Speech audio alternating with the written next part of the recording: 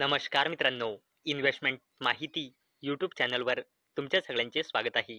तर मित्रांनो, आजच्या व्हिडिओमध्ये आपण एव्हेन्यू सुपरमार्ट्स लिमिटेड म्हणजे डी मार्टची फायनान्शियल इयर 2026च्या क्वार्टर 2चा रिझल्ट बघणार आहोत. तसेच आपण आजच्या व्हिडिओमध्ये डीमार्टची थोडी बेसिक इन्फॉर्मेशन सुद्धा जाणून घेऊया.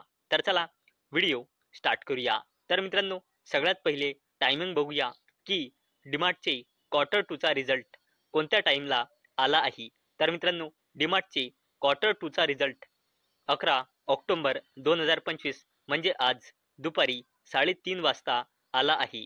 म्हणजे मित्रांनो, एव्हेन्यू सुपरमार्ट्स लिमिटेड म्हणजे डीमार्टचे फायनान्शियल इयर 2026चा क्वार्टर 2चा रिझल्ट मार्केटला कसा वाटला आहे याचा इम्पॅक्ट आपल्याला सोमवारी मार्केट ओपन झाल्यानंतर पाहायला मिळणार आहे.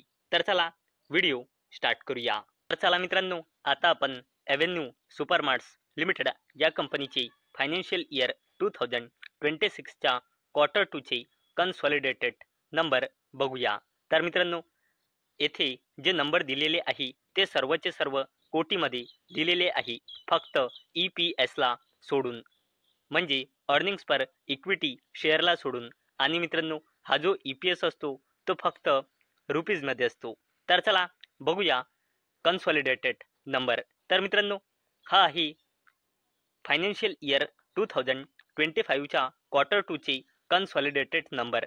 हा आहे फायनान्शियल इयर 2026चे क्वार्टर 1चे कन्सॉलिडेटेड नंबर. आणि हा कॉलम आहे फायनान्शियल इयर 2026च्या क्वार्टर 2चे कन्सॉलिडेटेड नंबर. म्हणजे हा आहे इयर ऑन इयर बेसिसवर कंपॅरिझन आणि हा आहे क्वार्टर ऑन क्वार्टर बेसिसवर कंपॅरिझन.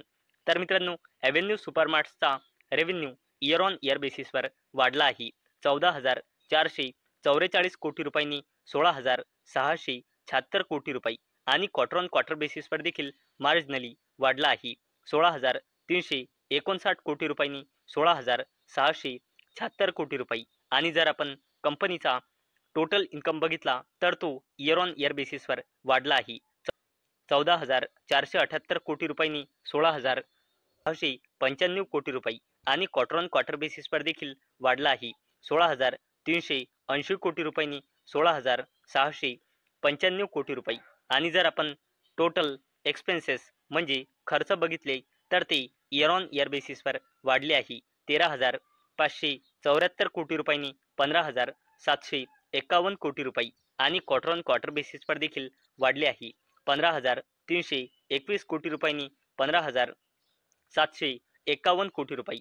आणि आपण जर एव्हेन्यू सुपरमार्ट्स लिमिटेड या कंपनीचा प्रॉफिट बिफोर टॅक्स बघितला तर तो इयर ऑन इयर बेसिसवर वाढला आहे 903 कोटी रुपयांनी 944 कोटी रुपये, परंतु क्वार्टर ऑन क्वार्टर बेसिसवर घसरला आहे 1,057 कोटी रुपयांनी 944 कोटी रुपये.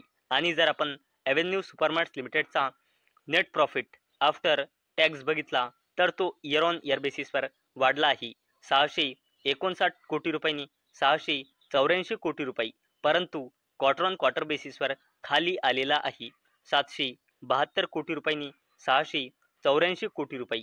आणि मित्रांनो, जर आपण डीमार्टचा म्हणजे एव्हेन्यू सुपरमार्ट्स लिमिटेडचा EPS म्हणजे अर्निंग्स पर इक्विटी शेअर बघितला, आणि मित्रांनो हा जो EPS असतो तो फक्त रुपीजमध्ये असतो. तर मित्रांनो, या कंपनीचा EPS इयर ऑन इयर बेसिसवर वाढला आहे 10.14 रुपीजने 10.53 रुपीज. आणि क्वार्टर ऑन क्वार्टर बेसिसवर कमी झाला आहे 11.88 रुपीजने 10.53 रुपीज. तसेच मित्रांनो, बाकीची सुद्धा इन्फॉर्मेशन आपण येथे बघू शकतो. डेप्ट टू इक्विटी रेशो 0.07, तसेच operating margin 7.28%, net profit margin 4.11% आणि बाकीचा डेटासुद्धा आपण येथे बघू शकतो. आणि मित्रांनो, एव्हेन्यू सुपरमार्ट्स लिमिटेड म्हणजे डीमार्टने फक्त फायनान्शियल इयर 2026च्या क्वार्टर 2मध्ये 8 नवीन स्टोअर ॲड केले आहे क्वार्टर 2मध्ये, आणि याची टोटल नंबर ऑफ स्टोअर वाढून झाले आहे क्वार्टर 2 नुसार 432 स्टोअर. तर चला मित्रांनो, आता आपण ॲव्हेन्यू सुपरमार्ट्स लिमिटेड म्हणजे डीमार्टची थोडी बेसिक इन्फॉर्मेशन जाणून घेऊया. तर सर्वात पहिले आपण ॲव्हेन्यू सुपरमार्ट्स लिमिटेड या कंपनीचा पूर्ण शेअर होल्डिंग पॅटर्न बघूया. तर मित्रांनो, अवेलेबल डेटानुसार म्हणजे जून 2025 नुसार या कंपनीमध्ये प्रमोटर्सची होल्डिंग आहे 74.65%, FISची होल्डिंग आहे 8.25%, DISची होल्डिंग आहे 9.22% आणि पब्लिकची होल्डिंग आहे 7.79%. आणि आपण जर पूर्ण फायनान्शियल इयरचा कन्सॉलिडेटेड परफॉर्मन्स बघितला तर ॲव्हेन्यू सुपरमार्ट्स लिमिटेड म्हणजे डीमार्टची सेल्स पूर्ण फायनान्शियल इयर 2023 मध्ये होती 42,840 कोटी रुपये. पूर्ण फायनान्शियल इयर 2024 मध्ये ॲव्हेन्यू सुपरमार्ट्स लिमिटेडची टोटल सेल्स होती 50,789 कोटी रुपये आणि कंपनीची सेल्स पूर्ण फायनान्शियल इयर 2025 मध्ये होती 59,358 कोटी रुपये. आणि जर ॲव्हेन्यू सुपरमार्ट्स लिमिटेडचा इयर ऑन इयर बेसिसवर आपण पूर्ण नेट प्रॉफिट बघितला तर कंपनीचा कन्सॉलिडेटेड नेट प्रॉफिट पूर्ण फायनान्शियल इयर 2023 मध्ये होता 2,378 कोटी रुपये. पूर्ण फायनान्शियल इयर 2024 मध्ये कंपनीचा कन्सॉलिडेटेड नेट प्रॉफिट होता 2,536 कोटी रुपये आणि फायनान्शियल इयर 2025 मध्ये कंपनीचा कन्सॉलिडेटेड नेट प्रॉफिट होता 2,707 कोटी रुपये. आणि मित्रांनो, जर आपण ॲव्हेन्यू सुपरमार्ट्स लिमिटेड म्हणजे डीमार्टचा कन्सॉलिडेटेड बॅलन्स शीट बघितली तर कंपनीचा रिझर्व अँड सरप्लस लगातार वाढत आहे. पहिले होता 15,000 कोटी रुपयांपेक्षाही जास्तीचा, नंतर 18,000 कोटी रुपयांपेक्षाही जास्तीचा आणि करंटली आहे 20,000 कोटी रुपयांपेक्षाही जास्तीची. तसेच ॲव्हेन्यू सुपरमार्ट्स लिमिटेडचा long term borrowing long term पिरियडपासून झिरोच आहे. तसेच आपण शॉर्ट टर्म बोरोइंग बघितली तर ते सुद्धा लॉंग टर्म पिरियडपासून झिरोच आहे. तसेच आपण ॲव्हेन्यू सुपरमार्ट्स लिमिटेडचा कॅश अँड कॅश इक्विव्हॅलंट्स बघितला तर तो करंटली आहे 358.20 कोटी रुपये आणि कंपनीचा कॉन्टिंजंट लायबिलिटीज आहे 4,729.53 कोटी रुपये.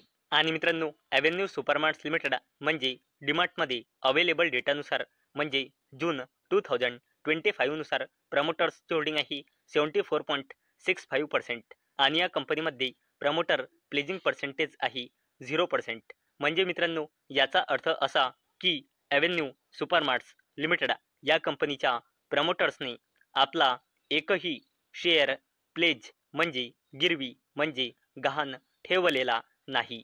आणि मित्रांनो, ज्या कंपनीमध्ये प्रमोटर प्लेजिंग पर्सेंटेज 0 असतो हा त्या कंपनीसाठी एक पॉझिटिव्ह पॉईंट मानला जातो. तर मित्रांनो, आजच्या व्हिडिओमध्ये आपण सर्वात पहिले ॲव्हेन्यू सुपरमार्ट्स लिमिटेड म्हणजे डीमार्टचा फायनान्शियल इयर 2026च्या क्वार्टर 2चा रिझल्ट बघितला आणि नंतर आपण ॲव्हेन्यू सुपरमार्ट्स लिमिटेड म्हणजे डीमार्टची थोडी बेसिक इन्फॉर्मेशनसुद्धा जाणून घेतली आहे. तर मित्रांनो, मला अपेक्षा आहे आजचा आपला व्हिडिओ तुम्हाला इन्फॉर्मेटिव्ह वाटला असेल. तर मित्रांनो, जर तुम्हाला हा व्हिडिओ इन्फॉर्मेटिव्ह वाटला असेल तर या व्हिडिओला लाईक करा आणि चॅनलला सबस्क्राईब करा. आणि मित्रांनो, हा व्हिडिओ फक्त आणि फक्त एज्युकेशन पर्पजसाठी बनवलेला आहे. माझ्याकडून काहीही रेकमेंडेशन नाही की तुम्ही या स्टॉकला बाय करा, सेल करा किंवा होल्ड करा. तर चला भेटूया नेक्स्ट व्हिडिओमध्ये. तोपर्यंत टाटा, बाय बाय.